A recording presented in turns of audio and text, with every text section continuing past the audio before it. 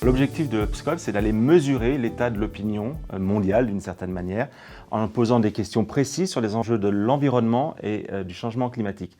Pour EDF, qui est un acteur engagé sur toutes ces questions, c'est évidemment précieux de mesurer le potentiel de mobilisation des populations.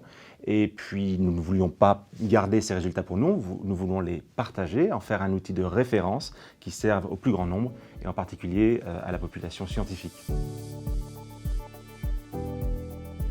C'est une étude d'ampleur inédite puisque nous avons interrogé les populations de 30 pays, ce qui nous permet de couvrir les 2/3 de la population mondiale. C'est une étude qui a été réalisée auprès de 24 000 personnes, donc un nombre très conséquent de personnes interrogées au global et dans chaque pays interrogé.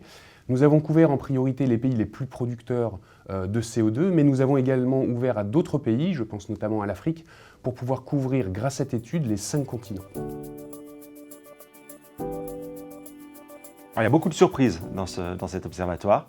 À titre personnel, je retiens la notion de climato-scepticisme qui n'est pas tout à fait celle qu'on pensait. D'abord, le monde n'est plus climato-sceptique. 92% de la population mondiale interrogée nous dit qu'il y a bien un changement climatique. En revanche, encore 23% de personnes interrogées qui pensent que le changement climatique n'est pas dû à une origine humaine.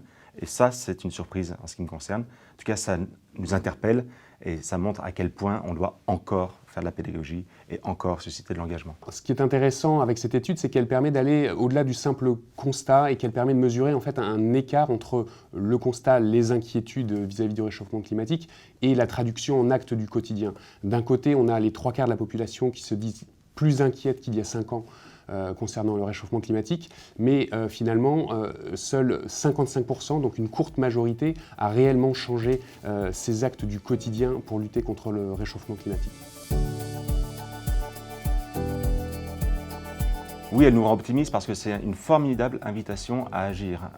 Il y a une inquiétude, c'est vrai, mais il y a aussi un potentiel de mobilisation. Alors, cette inquiétude, elle est tournée vers les gouvernements. 70% des répondants demandent plus d'action de la part des autorités gouvernementales.